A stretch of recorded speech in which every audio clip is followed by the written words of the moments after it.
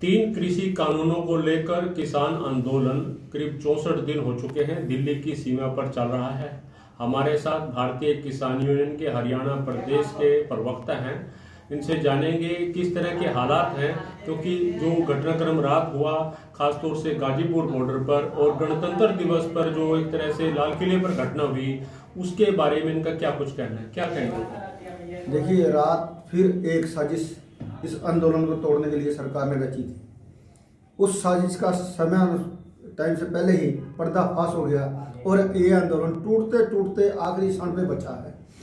ये साजिश इस तरह की थी कि एक तरफ टिकैत साहब की गिरफ्तारी दिखाई जानी थी और दूसरी तरफ लूटपाट की जानी थी आम जनता के साथ, ताकि देश में एक मैसेज जाए कि जैसे ही टिकैत साहब की गिरफ्तारी हुई और किसानों ने लूटपाट शुरू कर दी, उस साजिश का भांडाफोड़ हो गया। और जो है आखिर शाम टाइम में टिकैत साहब ने एक अच्छा निर्णय ले लिया और वो वहीं पे बैठ गए, जिससे जो है आंदोलन आखिरी क्षण पे टूटते टूटते बचा और बदनामी से बच गया। तो ये जो आरोप अब लगा रहे हैं बीजेपी के लोग आगे, वहाँ इस तरह का कोई देखा गया है? देखिए, जैसे आपने टिकैत साहब को सुना कि बीजेपी की एमएलए के स्टिकर लगी गाड़ियों में आदमी आए हैं और 400-500 आदमी आए हैं, तो इससे बड़ी जो है हम एक जो आइडेंटिटी कह देंगे। और जो कि एमएलए की गाड़ी के स्टिकर लगे हुए हैं, जो विधानसभा के स्टिकर लगे हुए हैं, ये तो क्लियर है कि बीजेपी की है।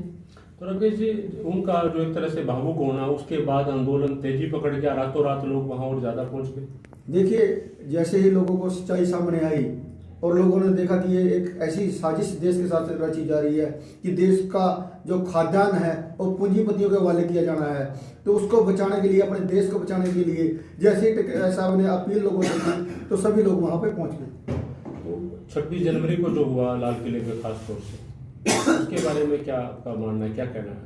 किसानों पे आरोप लग रहे हैं 26 जनवरी में भी एक साजिश रची गई देश के किसानों के साथ इस आंदोलन को फेल करने के लिए, क्योंकि जिस तरीके से आप देखिए गणतंत्रता दिवस के दिन लाल किले की सुरक्षा होती है, उस सुरक्षा में कहीं ना कहीं भारी चूक जानबूझ के छोड़ी गई थी।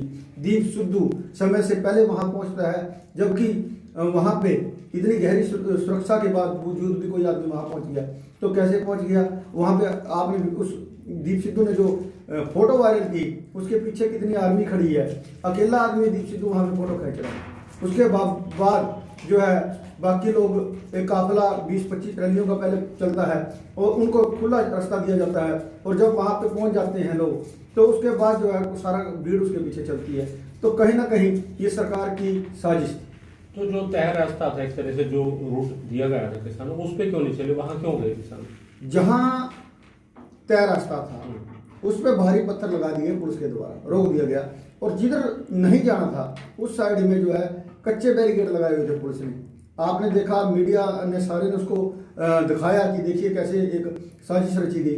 और ना ही ऐसी जब देखिए, जब रास्ता हमारा प्रशासन से अपील हुई कि रास्ता कहीं भी ऐसी नहीं दिखाया गया, या लगाया गया, चिन्हित नहीं किया गया रास्ता कि आप इधर मुड़िए, कहीं कोई बैनर नहीं लगाया गया, कहीं पे कोई कुछ दर्शाने के लिए। इतनी बड़ी इवेंट देश के अंदर सामने हो रहा है और उसको जो है बड़े हल्के में प्रशासन ने लिया, तो आसानी से जाने दिया, कहने का मतलब? बिल्कुल आसानी से जाने दिया। ये जो एक रची हुई साजिश थी, इस तरह से लोग वहां जाए और इस तरह का माहौल बने, इस तरह का माहौल बने, इस तरह के आंदोलन को तोड़ने के लिए, क्योंकि 60 दिन से किसान बैठे हैं और कोई ऐसी घटना नहीं घटी, एक फूल तक का नुकसान नहीं किसानों ने किया, कोई अहिंसा नहीं, आराम से बैठे हैं, शांति प्रिय बैठे हैं। सरकार के गले की फांस बन रही थी और देश को जवाब देने के लिए बीजेपी के पास कोई रास्ता नहीं बच रहा था। तो जो मामले दर्ज हुए हैं किसान नेताओं के खिलाफ, धरपकड़ हुई? देखिए, मामले कुछ भी हों, आप देश बचाने की समय है। आज़ादी के समय भी बहुत कुछ हुआ था। मामले मायने नहीं रखते, मायने रखता है देश का खाद्यान्न बचाना, मायने रखता है भूखमरी से देश को बचाना, मायने रखता है इस देश को बचाना। तो अब आंदोलन किस रूप में रहेगा? आंदोलन शांति प्रिय रहेगा, आंदोलन की रणनीति पूरी शांति प्रिय रहेगी।